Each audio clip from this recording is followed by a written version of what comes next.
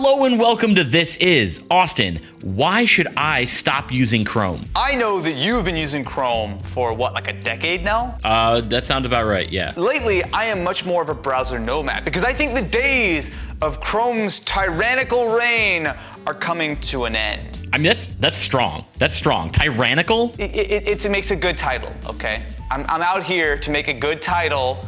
People obviously have to click on the video. My thought on Chrome is that it has been the standard for many years. And I did videos, I did a video on like Chrome in beta, not to brag, but like I've been making videos on browsers a long time. I mean, that is a pretty big flex. Look, Chrome has been good for a long time. The issue though, is that with all things, once it becomes the standard, once it becomes so widely used, there's room for improvement. There's room for things to expand, and there are other options out there. Matt, when was the last time you installed another browser that was not Chrome? With the exception of my previous job, where I was doing like installations and stuff for a school, where we needed to use Internet Explorer for certain things, I don't remember the last time I've done that. It just so happens, Matt, that I have a wide variety of browsers that I'm going to attempt to get you to switch to. And first of all, I want to explain where I am today. All right, let's hear it. I have been using Microsoft Edge, yes, the Microsoft Edge, on my Galaxy Z Flip, as well as my Windows PCs. On the Apple side of the camp, I have been using Safari on Mac, as well as on iPad. Now, I thought that Edge was only designed to download Chrome. So if you caught one of the most popular episodes of This Is, where we talked a lot about why it was time to switch away from Chrome, then you know all about the new Edge. So while, yes, it might look like Internet Explorer of old, what you actually get on the internal side is essentially a Chromium build which Microsoft has been customizing. This is not a revolutionary concept. A lot of other browsers also use Chrome as their base and they build additional features on top of that. But at its core, Edge and Chrome are very similar in the way they work and the way they perform, and importantly in the websites that they actually do support. So explain this to me real quick. So when we're talking about like Android, you know, there's the skins of Android. You know, was it TouchWiz for Samsung? I mean, in 2012 it was, yeah. I haven't used Android in a long time either. Like, everyone said like, all right, we want a stock Android experience. Why would I not want a stock Chrome experience if Edge is just Chrome under the hood with other things on top of it? It's using the same core, right? It's using the same rendering engine. It's using a lot of the underpinnings, which honestly at this point, the modern web is pretty much built around Chrome. The flip side to that though is that everyone, including Google, adds stuff on top of that, right? So if you look at specifically what Microsoft did when they were developing Edge and what all they took out of Chrome, there's so much, I don't want to say junk, but there's so many extra features that have been kind of built up over the last decade that Google has added. And with Edge, what we've gotten is something which is a little bit more stripped down and fewer features have been added, but a lot of the features have been a little bit more laser focused. So one of the big ones for me is tracking protection. Now, Google, as an ad company, hasn't really been super forthcoming with things like not only ad blockers, but specifically with tracking protection with all of the cookies that can track you around all kinds of sites around the internet. Microsoft, with Edge specifically, has a slider where you can crank it all the way up and pretty much disable all of the tracking, something you'll also find in Safari. And that's something that, while yes, Chrome is getting it in like a year. I feel like there's certain trade-offs for the conveniences that Chrome awards.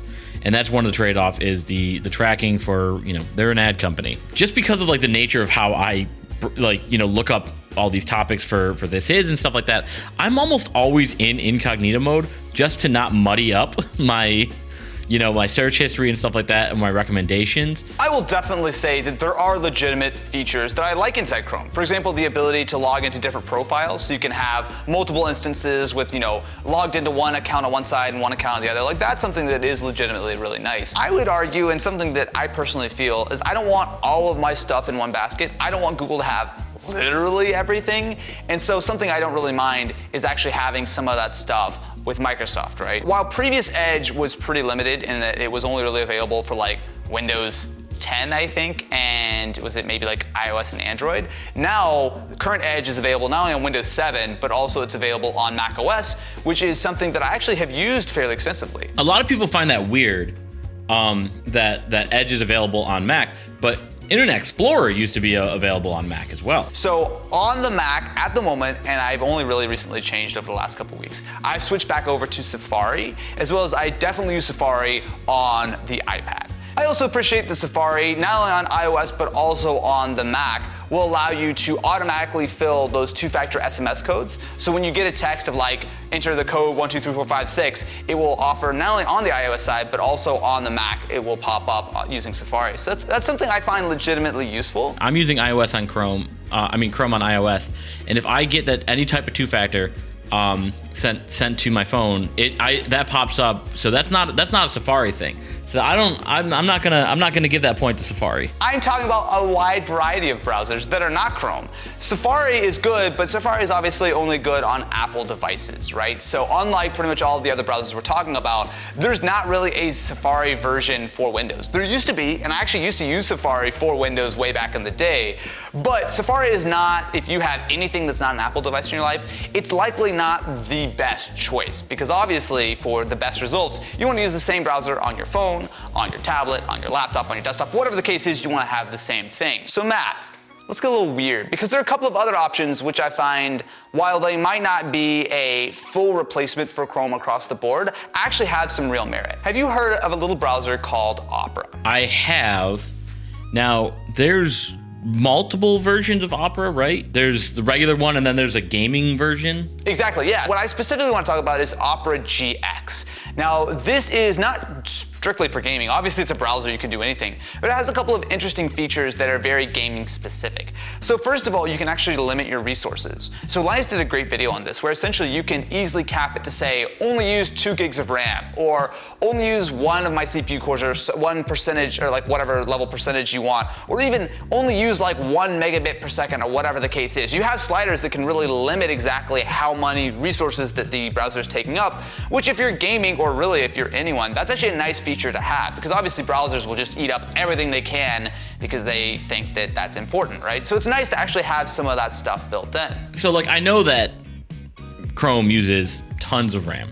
You know, Jonathan Morrison did that amazing video where he opened how many tabs on the Mac Pro for 2 terabytes of RAM or whatever. I've never experienced like a problem with my system, running out of RAM because of Chrome. Chrome has typically been kind of a little bit on the bloated side, but it actually is not that crazy. I feel like most browsers these days have the RAM management fairly under control. But that being said, it's a different idea to have a browser which is, smooth and runs easily and kind of doesn't eat up a lot of memory, and something like Opera, which will allow you to customize the amount that you want to use. It's a good idea on paper, but I feel like me personally, if I was to be in control of those sliders, I'd get frustrated, because I'd probably be like, oh, let me turn down the bandwidth or whatever, and then get pissed off because my Reddit page isn't loading or something like that. Yeah, it's still like smart about sort of swapping things in and out of memory. I think it's more useful if you have a lower end PC. We're the royalty here. All of our PCs have 16 terabytes of RAM at their disposal. Matt, I hate who you are as a person. Another option, which I do think is worth considering, is Firefox. Firefox is one of the only browsers left that still develop their own engine. So I haven't spent a lot of time with the most recent version of Firefox, which to be fair is probably a couple years old at this point, but they have actually done a pretty major rewrite of the engine, and I know a lot of people are actually really happy with Firefox. Like, I'm not saying that Edge is bad, because I haven't used it. I have not used it. I'm not arguing against it. Like, I just don't see a reason for me personally to switch away from Chrome, because everything I do is so ingrained in Chrome that it's just the convenience factor is just hard to pull away from it. It's the same reason why if you're in like the Apple ecosystem, it's hard to break away. We're on YouTube, so as soon as we sign into Chrome, bam, there it is ready for YouTube. We do all of our docs on some sort of Google service. Again, all just integrated right there. So like that integration is so hard to walk away from. All I'll say is this, I've been happy with Edge. I'm still probably gonna end up using multiple browsers because I'm never gonna be happy with anything I use. But I do think now is an interesting time to consider switching away from Chrome and trying some of these other browsers. Because while yes, the days of one being hundreds of times faster or Internet Explorer being by far the worst are definitely over, but there are certainly advantages to trying some of these things, and especially on the Edge side, I feel like it is probably the most well-rounded package, because something I hadn't even gotten into is the fact that on Windows, it actually has Internet Explorer built in. So if you're someone who's using Internet Explorer, I'm so sorry that if you're still doing that, Edge actually has a compatibility mode built in. So you joke about that, but again, so I worked in a hospital.